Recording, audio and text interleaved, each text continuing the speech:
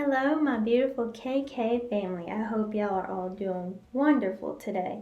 So today I'm going to show y'all how to make this super simple, super cute, affordable jars for anything that you need. If you are new to my channel and want to be a part of the KK family, just hit that subscribe and notification button so you don't miss a video. And without further ado, let's get into the video.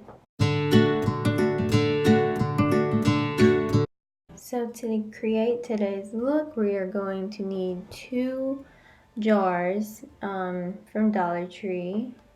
Any type of jar you want will be fine. We're also going to be needing 2 candle holders. Any type of style that you can find at your Dollar Tree will work for this look. We're also going to need 2 ring holders. And the ring holders I found had these cute little pineapples on top of it, and I thought that'd be cute because these jars are going in my kitchen. We're also going to be using white spray paint, hot glue gun, and scissors. We'll also be using this jute cord, which I got from Walmart. This is the only thing I did not get from Dollar Tree, but the next thing we are going to need is white paint and a sponge brush, which I forgot to put in this video, so I'm going to insert a picture of the kind I used in this video. So first we're just going to take the price tags off the bottom because who likes a price tag? After you take the price tags off, we're going to just take it outside and do a thin layer coat of spray paint.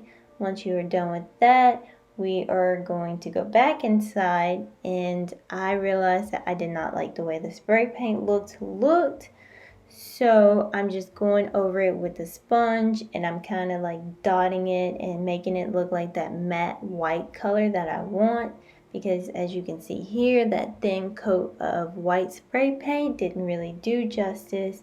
So I'm just going to constantly go over until it has that matted white look. And I'm going to do the same with the tops, the lids. And I'm just dotting, not brushing, so it has that kind of farm style look to it, and it's not so clean and precise. So once that is done, we are going to move on to hot gluing our jars. And you're just going to put some hot glue all around the rim and firmly push the glass down. Not too firmly because you do not want to break the glass.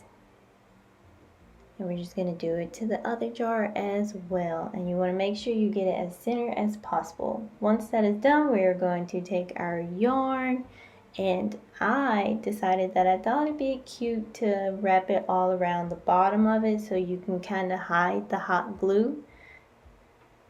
So we're just going to put it on the bottom, and we're just going to go around in a circle, as you can see. I'm just going to go around the jar, but what I decided to do to secure it in place, we're just going to put some hot glue around the entire jar. That way the string does not move and it stays in place. And once you are done with that, we're just going to repeat the process on the second glass.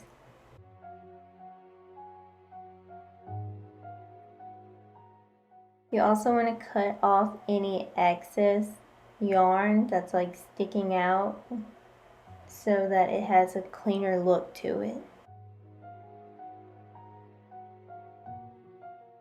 Once you cut it down and cut the ends off, you're just going to glue it into place.